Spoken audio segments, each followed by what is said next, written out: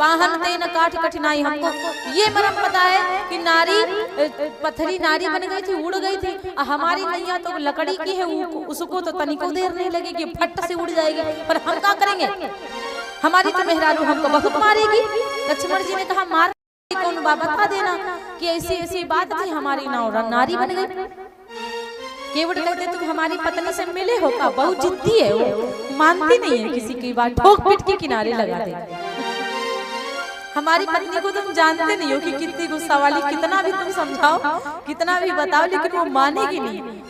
लक्ष्मण जी कहते तो क्या हुआ, हमको साथ में लेके चलना, हम भाभी जी से बता देंगे, मान जाएंगे। कहते नहीं नहीं महाराज हम नहीं, एक मिनट रुकिए। आपको पता तरनी मुनि और घरनी हुई जाए। आपने आपके भैया ने गौतम नारी की मुनि को तार दिया, लेकिन हमारी नाव को तारेंगे तो हमारी घरवाली बन जाएगी। महाराज एक को ना तक खियाई ना पाऊं, दूसर खर्चा और बढ़ाऊं, इसके लिए चुप ही खड़े रहो भगवाना।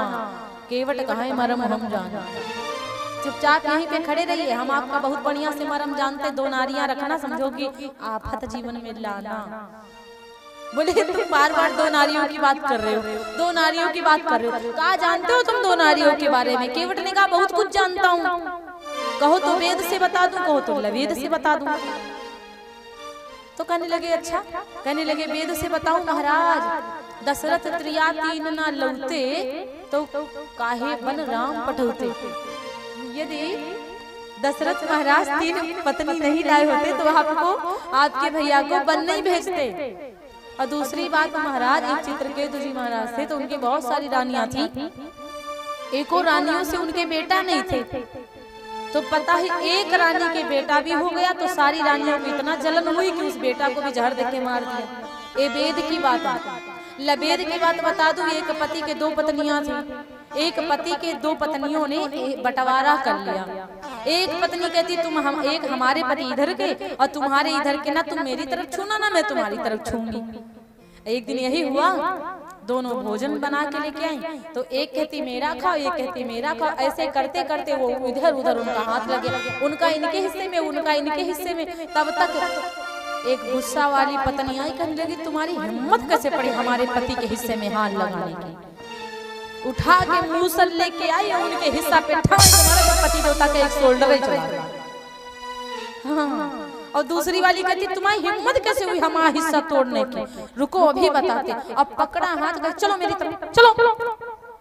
तो पति देवता कहते रहे रुको एक तो शहीद कर ले। दूसरी कहती कुछ नहीं चलोगे तो मेरी तरफ चलोगे। और टूटा वाला हाथ पकड़ी कहती चलो उधर। और एक इधर खींचे, एक उधर खींचे, एक इधर खींचे, दोनों शोल्डर गायब। टाई टाई फिस, काम खत्म। अब दूसरा पांव पकड़ी इधर, एक पांव उधर, बीचों से फाड़ रही पति देवता का। ऐसे होती दो पत्नियों का मतलब, समझ रहे ना? इसलिए एक ही पत्नी रखो, दो पत्नी नहीं रखो, वरना दो बित्ता बाढ़ जाओगे। एक ऊपर खींचेगी, एक नीचे खींचेगी, तुम बीच में लटके रहो, ना घर के ना घाट के, सब मामले गड़बड़ हो जाएगा। इसलिए एक पत्नी ठीक रहती। महाराज क्या हुआ पता है? अब केवट ने कहा कुछ भी हो जाए, एक मिनट रुको, एक मिनट। राम जी के आसपास केवट घूम रहा है। जब राम जी के आसपास केवट घूम रहा था तो लक्ष्मण जी कहते पागल हो गए हो का? ये बार बार चक्कर काहे को लगा रहे हो? काहे के लिए इधर उधर बार बार तुम घूम रहे हो? तो केवट ने कहा महाराज इसलिए घूम रहा हूँ कि तुम्हारे भैया को लेके आए कि नहीं लेके आए, पोटली ढूंढ रहा हूँ। तो बोले पोटली में क्या, पोटली क्या करोगे? बोले तुम्हारे भैया सोच रहे होंगे कि कुछ लेके नहीं आया हूँ, केवट को क्या दूंगा। तो तुम्हारे भैया हमको लगता कुछ लेके नहीं आए। कोई बात नहीं है महाराज, मैं दशरथ जी की कसम खाकर कहता हूँ कि कुछ आपसे मांगना नहीं चाहता, आपसे मैं कुछ लेना नहीं चाहता हूँ महाराज। आप ऐसा करिए, नाथ उतराई आपसे बिल्कुल चाहता नहीं हूँ, बिना उतराई आप नाव में बैठ जाओ, लेकिन चरण धुला लीजिए महाराज। कि केवट भैया, लेकिन महाराज पता है आपको, केवल चरण हिला